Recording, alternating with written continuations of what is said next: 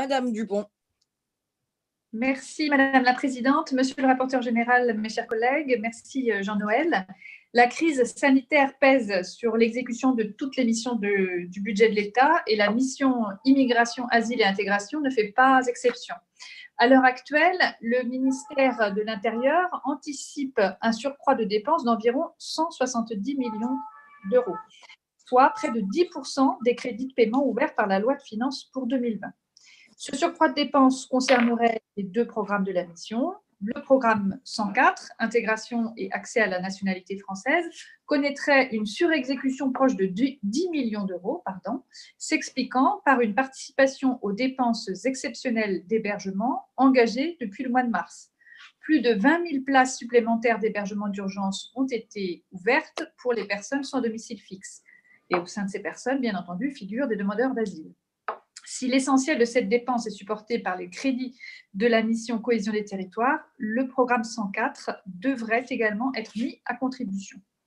Le programme 303, Immigration et Asile, devrait pour sa part enregistrer une dépense supplémentaire proche de 160 millions d'euros. Ce surcroît de dépenses s'explique par des dépenses supplémentaires en matière d'hébergement à hauteur de 69 millions d'euros, et en matière d'allocation pour demandeurs d'asile à hauteur de 88 millions d'euros. Le principe d'une dépense supplémentaire en matière d'allocation pour demandeurs d'asile peut a priori surprendre. En effet, la peur de l'épidémie, mais surtout la fermeture des frontières extérieures de l'Union européenne et les restrictions de circulation en son sein ont conduit à ce que sur la période de janvier à avril 2020, la demande d'asile enregistrée à l'OFPRA soit en recul de plus de 30% par rapport à la même période sur 2019. Cette dépense supplémentaire d'ADA a une double origine. D'une part, l'épidémie pèse sur cette allocation puisque l'OFPRA et la Cour nationale du droit d'asile ont ralenti leur activité.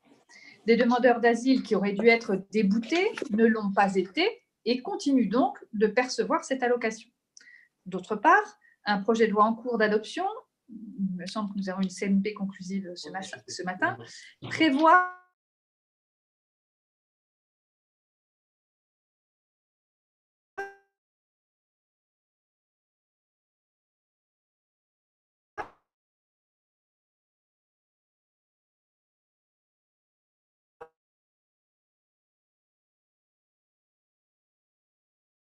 se ferait selon les cas jusqu'au 31 mai 2020 ou jusqu'au 30 juin 2020.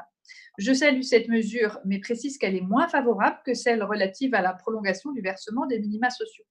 En effet, pour les minima sociaux, les versements auront lieu jusqu'au mois suivant la fin de l'état d'urgence sanitaire, soit en l'état actuel, jusqu'en août 2020. Quoi qu'il en soit, l'exécution 2020 de la mission sera affectée par la crise sanitaire et les déséquilibres observés en 2019 et rappelés par Jean-Noël Barrot ne devraient donc pas être corrigés, mais le contexte exceptionnel que nous connaissons constituera bien entendu un des éléments d'explication. Je vous remercie. Merci Madame Dupont.